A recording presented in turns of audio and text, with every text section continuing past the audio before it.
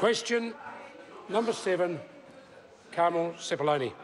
Mr Speaker, to the Minister of Social Development.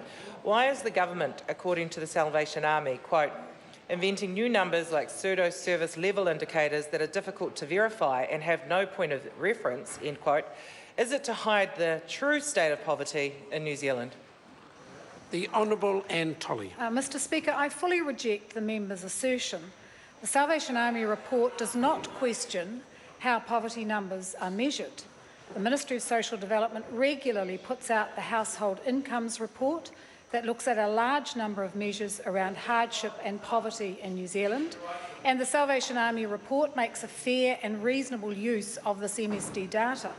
To say that this government is deliberately inventing numbers is ludicrous, and the member should read more than just the first page of the Salvation Army report.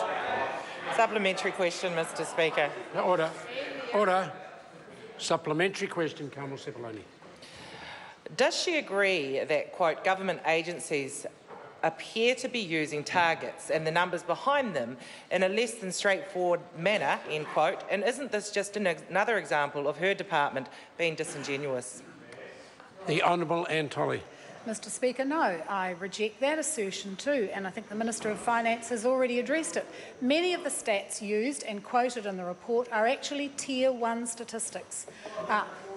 From child, youth and family statistics that are used in the report, actually the Audit Office does have a look at those statistics, and if they had any concerns, I have no doubt they would have raised them when they come to the Select Committee.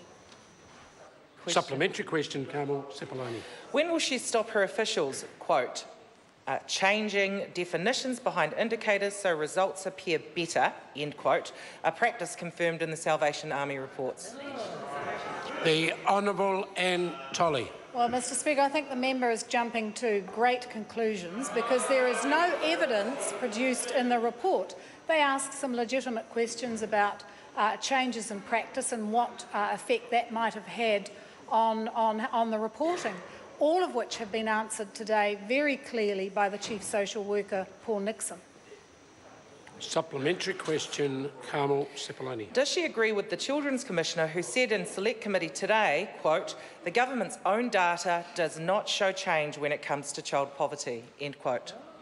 The Honourable Anne Tolley. Well, no, I don't necessarily agree with the Children's Commissioner because I don't know upon which measures he is commenting. As I've said, MSD produces a regular report that has a number of measures of poverty and hardship, and which particular ones he's using, I have no idea.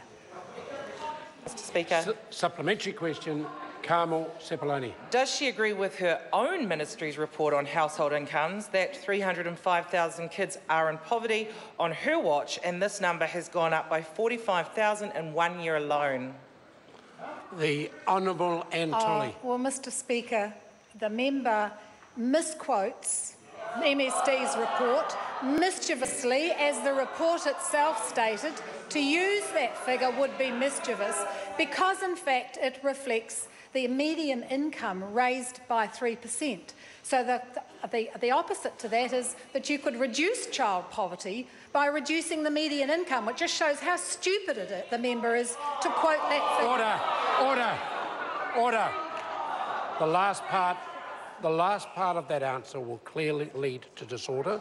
I ask the order.